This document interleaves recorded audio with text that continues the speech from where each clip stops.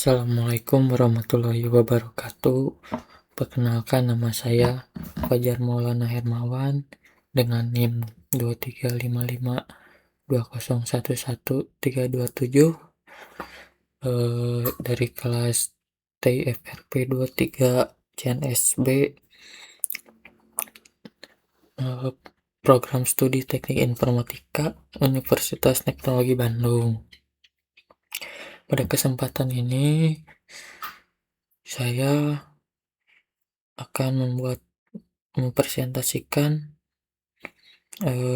proposal penelitian saya yang berjudul Sistem Pakar Deteksi Gejala Penyakit Gizi Buruk pada Balita menggunakan algoritma K-Nearest-Neighbors atau bisa disebut KNN. Nah, penelitian ini dilatar belakangi oleh masih tingginya kasus gizi buruk pada balita di Indonesia, serta pentingnya pemanfaatan teknologi informasi untuk membantu proses deteksi dini hingga penanganan dapat dilakukan lebih cepat dan tepat. Nah, selanjutnya sini latar belakang. Slide latar belakang. Gizi buruk merupakan kondisi ketika tubuh mengalami kekurangan zat gizi yang dibutuhkan untuk proses pertumbuhan dan perkembangan. Permasalahan ini masih menjadi salah satu tantangan kesehatan yang cukup serius di Indonesia, khususnya pada kelompok balita yang berada pada masa pertumbuhan emas atau golden age. Pada masa ini kebutuhan nutrisi anak sangat tinggi karena tubuh dan otaknya sedang berkembang dengan cepat. Apabila kebutuhan nutrisi tidak terpenuhi dengan baik,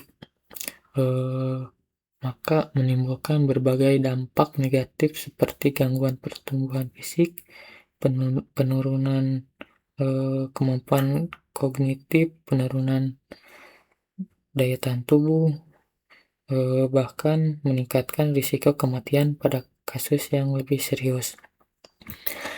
Berdasarkan data survei status gizi Indonesia atau SSGI tahun 2022, masih ditemukan kasus balita yang mengalami wasting atau gizi buruk. Data tersebut menunjukkan bahwa masalah gizi masih menjadi perhatian yang perlu ditangani secara serius. Salah satu yang menyebabkan tingginya kasus gizi buruk adalah kurangnya pemahaman orang tua terhadap gejala awal yang muncul pada balita. Banyak orang tua yang baru menyadari kondisi anak ketika gejala sudah cukup parah dan membutuhkan penanganan yang lebih intensif. Selain itu, akses terhadap tenaga kesehatan maupun pakar gizi belum merata di seluruh wilayah. Kondisi ini menyebabkan proses konsultasi dan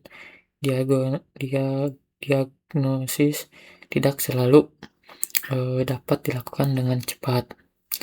Seiring perkembangan teknologi informasi, berbagai permasalahan dapat dibantu memulai penerapan sistem cerdas. Salah satunya adalah sistem pakar. Nah, sistem pakar mampu meniru proses pengambilan keputusan seorang ahli berdasarkan pengetahuan yang dimasukkan ke dalam sistem. Nah, oleh karena itu penelitian ini mengusulkan pembangunan sistem pakar berbasis web yang menggunakan algoritma K-Nearest-Neighbors atau KKN untuk membantu mendeteksi gejala penyakit gizi pada balita sehingga proses identifikasi awal dapat dilakukan dengan lebih baik, cepat, dan mudah. Nah, selanjutnya slide rumusan masalah. Nah, berdasarkan latar belakang yang telah dijelaskan sebelumnya, terdapat 3 rumusan masalah utama penelitian ini.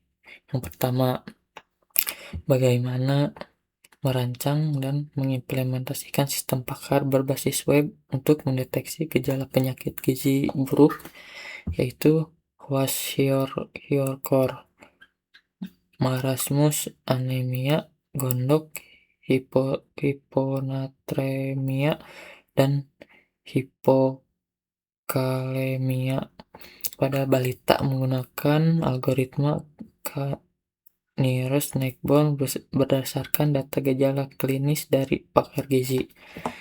Yang kedua, seberapa besar tingkat akurasi algoritma KNN dalam mengklarifikasikan jenis penyakit gizi buruk pada balita berdasarkan gejala yang dimasukkan pengguna. Nah, tingkat performa tersebut akan diukur menggunakan metrik akurasi, precision, recall, dan F1 score yang diperoleh dari confusion metric. Yang ketiga, berapa nilai K atau jumlah tetangga terdekat yang menghasilkan performa klarifikasi terbaik sehingga mampu memberikan hasil diagnosis yang lebih optimal. Nah, ketiga rumusan masalah tersebut menjadi dasar proses perancangan, implementasi, dan evaluasi sistem yang akan dikembangkan. Nah, selanjutnya slide solusi. Nah, untuk menjawab berbagai permasalahan yang telah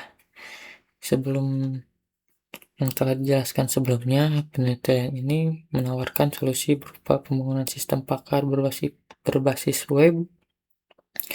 Sistem yang dibangun memungkinkan pengguna melalui konsultasi secara mandiri dengan memasukkan gejala yang dialami balita. Selanjutnya, sistem akan melakukan analisis terhadap gejala tersebut menggunakan algoritma KNN. Nah, yang ketiga, KNN dipilih karena salah satu algoritma klasifikasi sederhana yang diterapkan dan memiliki performa yang cukup baik berdasarkan berbagai penelitian sebelumnya. Nah, setelah proses analisis selesai, sistem akan memberikan hasil diagnosis awal beserta rekomendasi penanganan yang dapat dilakukan oleh pengguna. Dengan adanya sistem ini, proses deteksi dini dapat dilakukan secara lebih cepat sehingga risiko keterlambatan penanganan dapat dikurangi. Nah, slide selanjutnya tujuan penelitian. Penelitian ini memiliki beberapa tujuan utama. Tujuan pertamanya adalah merancang dan membangun sistem pakar berbasis web untuk mendeteksi gejala penyakit gizi buruk pada balita. Nah, tujuan kedua adalah mengimplementasi algoritma Nearest Neighbor atau bisa disebut KNN sebagai metode klarifikasi dalam sistem. Tujuan ketiga adalah mengukur performa model menggunakan beberapa metrik evaluasi seperti akurasi, precision, recall, dan F1 scores. Tujuan keempat yaitu menentukan nilai K terbaik yang menghasilkan performa klarifikasi paling optimal. Melalui tujuan-tujuan tersebut, diharapkan sistem yang dibangun dapat memberikan hasil yang akurat dan bermanfaat bagi pengguna. Nah, di slide selanjutnya di sini ada manfaat penelitian. Nah, di sini penelitian ini memiliki manfaat teoritis dan praktis. Nah, dari sisi teoritis, penelitian ini dapat menambahkan referensi ilmiah mengenai penerapan sistem pakar, data mining, dan algoritma KNN dalam bidang kesehatan. Selain itu, penelitian ini juga dapat menjadi referensi bagi peneliti lain yang mengembangkan penelitian serupa di masa mendatang. Dari sisi praktis, sistem yang dibangun dapat membantu orang tua melakukan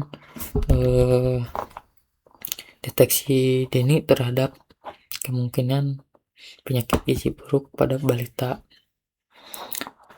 Sistem ini juga dapat menjadi alat bantu bagi tenaga kesehatan dalam memberikan informasi awal terkait kondisi gizi balita.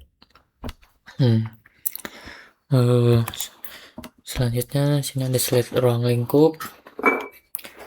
Di sini ada ruang lingkup sistem berbasis web, lalu menggunakan metode KNN. Ketika menggunakan diagnosis berdasarkan gejala klinis, keempat, penyakit yang terdeteksi. Penyakit yang terdeteksi itu ada kwashiorkor, marasmus, anemia, gondok, hiponatremia, hipokalemia. Kelima, hasil berupa diagnosis dan saran penanganan awal. Agar penelitian ini lebih terarah dan tidak keluar dari tujuan yang telah ditetapkan, maka penelitian ini memberikan beberapa batasan. Sistem yang dibangun berbasis web dan menggunakan algoritma KNN sebagai metode klasifikasi utama. Diagnosis dilakukan berdasarkan gejala klinis yang dimasukkan pengguna. Penyakit yang menjadi fokus penelitian meliputi kwashior, marasmus, anemia, gondok, hiponatremia, dan hipokalemia. Sistem hanya berfungsi sebagai alat bantu diagnosis awal dan tidak menggantikan pemeriksaan langsung oleh tenaga kesehatan profesional. Segitu dari ruang lingkup. Selanjutnya slide urgensi penelitian. Urgensi penelitian di sini ada. Pertama, ada gizi buruk berdampak pada pertumbuhan dan perkembangan anak. Lalu deteksi dini sangat penting untuk mencegah komplikasi. Lalu tidak semua masyarakat memiliki akses ke pakar gizi. Lalu teknologi dapat membantu pemerataan layanan kesehatan. Penelitian ini memiliki tingkat urgensi yang tinggi karena gizi buruk dapat berdampak serius terhadap pertumbuhan dan perkembangan anak. Jika tidak ditangani sejak dini, kondisi dapat menyebabkan gangguan kesehatan yang lebih berat, bahkan meningkatkan risiko kematian pada balita. Deteksi dini menjadi sangat penting agar penanganan dapat dilakukan secara lebih cepat dan tepat. Selain itu, tidak semua masyarakat memiliki akses yang mudah terhadap tenaga kesehatan maupun pakar gizi. Oleh karena itu, pemanfaatan teknologi melalui pakar dapat menjadi solusi yang membantu masyarakat memperoleh informasi kesehatan secara lebih cepat dan mudah. Ini penjelasan untuk urgensi penelitian.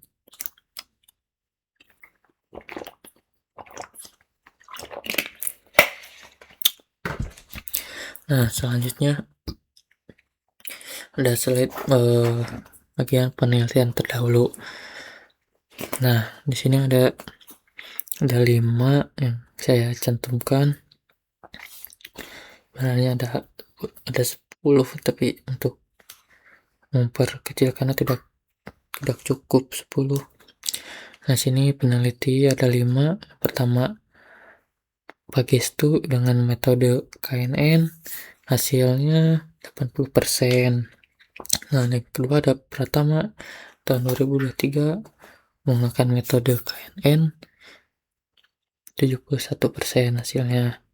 Ketiga ada Wulandari 2024 KNN yang hasilnya 96%.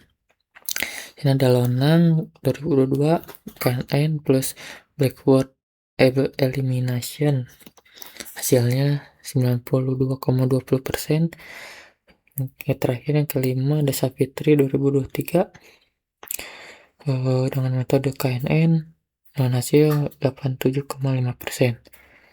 Nah, di sini berdasarkan penelitian terdahulu, algoritma KNN menunjukkan performa yang baik dalam proses klasifikasi status gizi dan diagnosis penyakit sehingga layak digunakan dalam penelitian ini. Nah, sebelum melakukan penelitian ini, penulis melakukan studi literatur terhadap beberapa penelitian terdahulu yang relevan. Berdasarkan hasil kajian, sebagian besar peneliti menunjukkan bahwa algoritma KNN memiliki performa yang cukup baik dalam melakukan klasifikasi dan data kesehatan. Beberapa penelitian memperoleh tingkat akurasi yang cukup tinggi, bahkan mencapai lebih dari 90%.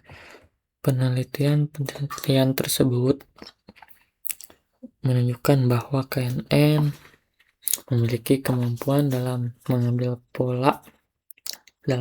pola berdasarkan kemiripan data. Nah, selain itu, algoritma KNN juga relatif sederhana untuk diterapkan dan tidak memerlukan proses pelatihan yang kompleks seperti beberapa algoritma lainnya. Nah, berdasarkan hasil penelitian terdahulu tersebut, dapat disimpulkan bahwa algoritma KNN memiliki potensi yang baik untuk diterapkan pada penelitian ini. Nah, ini cukup segitu dari slide penelitian terdahulu. Nah, selanjutnya slide gap penelitian. Nah, di sini penelitian terdahulu kekurangan. Pertama, fokus pada status gizi menggunakan data antropometri. Kekurangannya belum memanfaatkan gejala klinis secara langsung. Nah, selanjutnya ada sebagian hanya menghasilkan klasifikasi. Kekurangannya belum memberikan rekomendasi penanganan awal. Nah, pada banyaknya penelitian menggunakan metode selain KNN, kekurangannya belum banyak sistem pakar berbasis gejala dengan KNN. Nah, meskipun telah banyak penelitian yang dilakukan sebelumnya, masih terdapat beberapa celah penelitian atau research gap. Sebagian besar penelitian terdahulu berfokus pada klasifikasi status gizi menggunakan data antropometri seperti berat badan dan tinggi badan. Selain itu, beberapa penelitian hanya menghasilkan klasifikasi tanpa memberikan rekomendasi penanganan awal. Nah, penelitian ini mencoba mengisi kekurangan tersebut dengan membangun sistem pakar berbasis gejala klinis yang dapat memberikan diagnosis awal sekaligus rekomendasi penanganan awal pada pengguna. Nah, ini slide gap penelitian. Nah, di sini untuk metode penelitian. Di sini ada metode eksperimen kuantitatif, lalu Design Science Research atau DSR.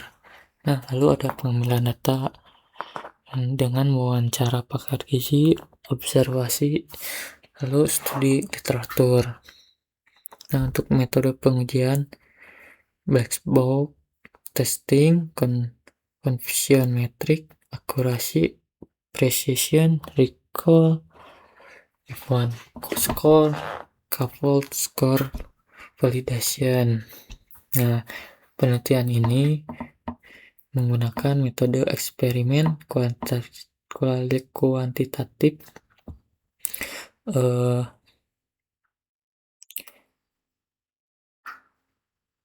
dengan pendekatan design research atau DSR. Pendekatan DSR dipilih karena penelitian ini tidak hanya melakukan analisis terhadap suatu permasalahan, tapi juga menghasilkan artefak berupa sistem yang dapat digunakan secara nyata. Dalam proses pengumpulan data, penulis menggunakan beberapa teknik, yaitu mewawancara dengan pakar gizi, observasi, dan studi literatur. Nah, wawancara dilakukan untuk memperoleh informasi mengenai gejala-gejala penyakit gizi buruk serta hubungan antara gejala dan penyakit. Nah, observasi dilakukan untuk memahami kondisi nyata yang terjadi di lapangan. Sedangkan studi literatur digunakan untuk memperoleh referensi ilmiah yang relevan dengan penelitian. Setelah sistem selesai dibangun, dilakukan pengujian menggunakan black box testing untuk memastikan seluruh fungsi berjalan dengan baik. Kemudian dilakukan evaluasi model menggunakan confusion matrix yang menghasilkan nilai akurasi, precision, recall, dan F1 course. Selain itu digunakan juga default cross validation untuk memperoleh hasil evaluasi yang lebih objektif. Nah, itu dari metode penelitian. Selanjutnya di sini ada metode pengembangan.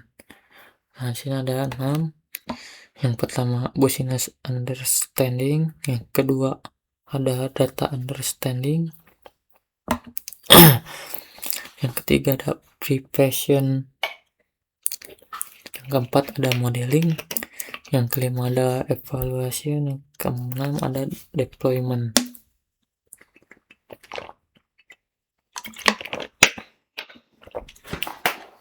Nah, di sini metode pengembangan sistem menggunakan CRISP DM atau Cross Industry Standard Process for Data Mining. Nah, dalam penelitian ini digunakan metode pengembangan CRISP DM atau Cross Industry Standard Processing for Data Mining. Nah, tahapan pertama adalah business understanding, yaitu memahami permasalahan yang terjadi dan tujuan yang ingin dicapai. Lalu tahapan kedua data understanding, untuk memahami karakteristik data yang diperoleh. Tahapan yang ketiga data preparation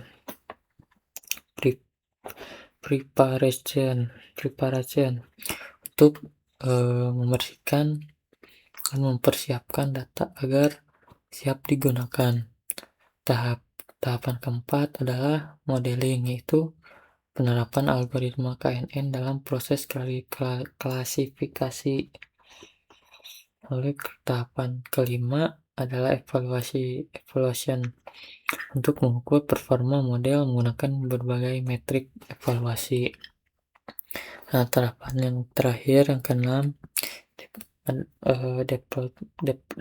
deployment, yaitu implementasi model ke dalam sistem berbasis web yang dapat digunakan oleh pengguna.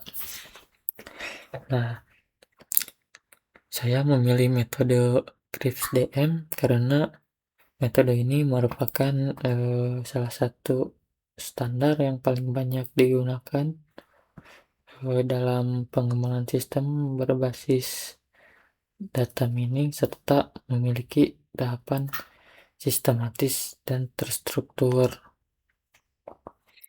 Nah, selanjutnya ada use case diagram. Nah, use case diagram terdiri dua aktor, yaitu orang tua atau pengguna, dan yang kedua ada admin atau pakar gizi. Nah, diagram use case menggambarkan interaksi antara pengguna dan sistem. Pada penelitian ini terdapat dua aktor utama yang sebelumnya tadi disebutkan, yaitu pengguna atau bisa disebut orang tua lah, dan admin atau pakar gizi. Nah, pengguna berperan sebagai pihak yang melakukan konsultasi dengan memasukkan gejala yang dialami balita dan melihat hasil diagnosis.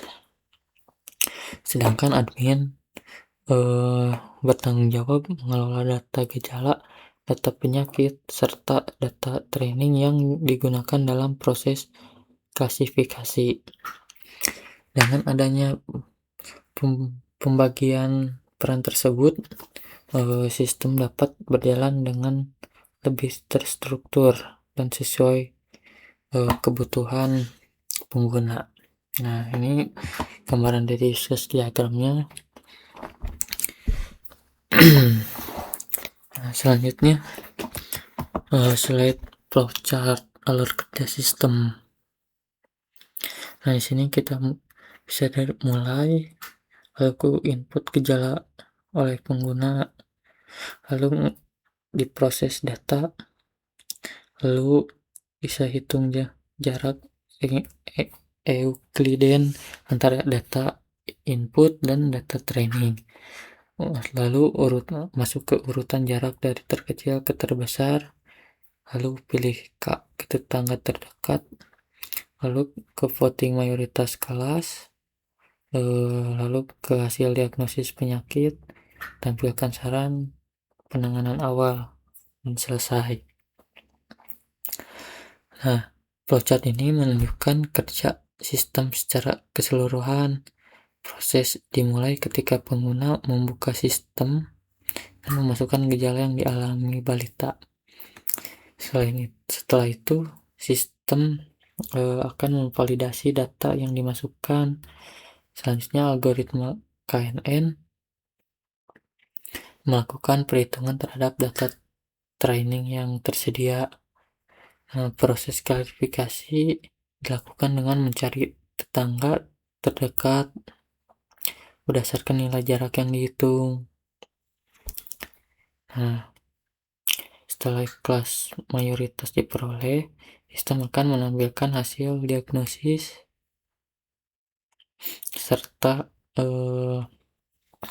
rekomendasi penanganan awal kepada pengguna. Ini untuk flowchartnya.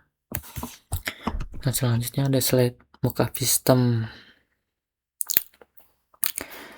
Nah, slide ini menampilkan rancangan tampilan antarmuka sistem yang dibangun. Pada halaman utama dapat melihat informasi umum mengenai sistem. Lalu kemudian terdapat menu konsultasi yang digunakan untuk memilih gejala yang dialami balita. Setelah proses konsultasi selesai, sistem akan menampilkan hasil diagnosis serta rekomendasi penggunaan. Nah, selain itu terdapat halaman admin. Halaman admin yang digunakan untuk mengelola data gejala, data penyakit, serta data training. Desain termuka dibuat sederhana agar mudah digunakan oleh masyarakat umum. Ini untuk mockup sistemnya.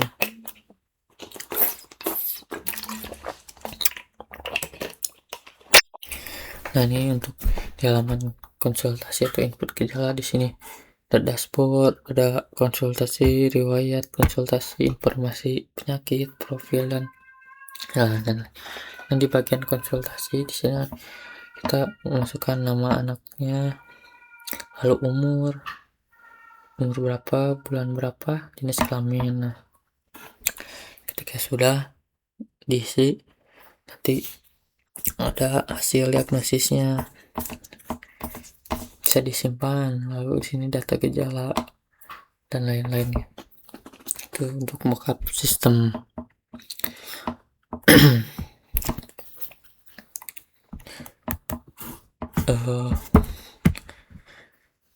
Nah, selanjutnya di sini ada jadwal penelitian. Nah, jadwal penelitian ini direncanakan berlangsung selama 6 bulan. Tahap awal dimulai dengan studi literatur dan identifikasi masalah. Selanjutnya dilakukan pengumpulan data dan persiapan data. Kemudian dilakukan perancangan sistem dan implementasi algoritma KNN. Selanjutnya setelah sistem selesai dibangun, dilakukan proses pengujian dan evaluasi. Nah, tahap terakhir ada penyusunan laporan penelitian. Nah, seperti yang ada di jadwal penelitian ini, selain studi literatur dan pembahasan masalah, yang kedua ada pengumpulan data gejala, wawancara observasi pakar gizi, lalu processing data dan persiapan data. Yang keempat ada sistem perencanaan sistem seperti flowchart, UML, ARD, arsitektur, use case. Nah, yang kelima ada implementasi model KNN atau pengembangan. Nah, semua ini sudah dicoba. Ini dari slide penelitian. Nah, kesimpulannya, berdasarkan permasalahan yang telah diidentifikasi penelitian ini, mengusulkan pembangunan sistem pakar berbasis web untuk mendeteksi gejala penyakit gizi buruk pada balita menggunakan algoritma KNN. Sistem yang dikembangkan diharapkan mampu membantu proses deteksi dini secara lebih cepat dan akurat berdasarkan gejala yang dialami balita. Selain itu, penelitian ini juga bertujuan untuk mengetahui tingkat performa algoritma KNN dalam proses klasifikasi serta menemukan nilai K terbaik yang menghasilkan akurasi emosional. Nah, dengan adanya sistem ini diharapkan memberikan manfaat bagi masyarakat, khususnya orang tua dan tenaga kesehatan dalam melakukan deteksi dini penyakit gizi buruk pada balita. Nah, selanjutnya di sini ada slide daftar pustaka. Nah, ini yang ada Kemenes RI tahun 2022, Berliandini dan Isnato tahun 2023, Lanang dan kawan-kawan tahun 2023, Firansyah dan Sugiharto tahun 2022, lalu ada Wulandari dan Alvaro. Nah, daftar pustaka yang digunakan dalam penelitian ini berasal dari berbagai sumber ilmiah seperti jurnal nasional, jurnal internasional, buku referensi, serta sumber resmi yang relevan dengan topik sistem pakar gizi buruk dan algoritma KNN. Seluruh referensi digunakan sebagai dasar teori landasan dalam penyusunan penelitian ini. Nah, harusnya udah beres presentasi proposal saya.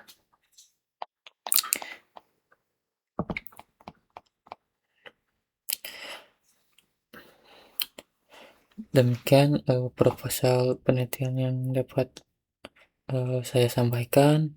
Saya mengucapkan terima kasih kepada Bapak Malik sudah menonton video saya, walaupun penjelasannya kurang kurang jelas gitu. Mohon maaf bila ada kesalahan juga dari kata atau apa. Saya sangat itu aja yang dapat saya presentasikan dalam video ini. Terima kasih sudah menyimak.